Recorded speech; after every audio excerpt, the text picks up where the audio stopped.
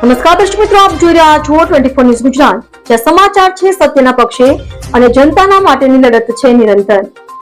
ગુજરાતના દરેક ખૂણામાંથી લોકલથી લઈને નેશનલ સુધી દરેક ઘટના, દરેક હકીકત સૌથી પહેલા અને સૌથી સાચી રીતે ફક્ત અહીં. હું છું અર્પિતા પટેલ. ચાલો શરૂ કરીએ આજના મુખ્ય સમાચાર. તાપી પિકઅપમાં છુપાવેલો ₹8.16 લાખનો ઇંગ્લિશ દારૂ પકડાયો. તાપી જિલ્લા તારીખ 18/10/2025 તાપી જિલ્લાના લોકલ ક્રાઇમ બ્રાન્ચ LCB અને પેરોલ ફોર્સે સહયોગથી વલોડ વિસ્તારમાં મહિન્દ્રા પિકઅપમાંથી છુપાવેલા ઇંગ્લિશ દારૂ પકડી પાડ્યો છે.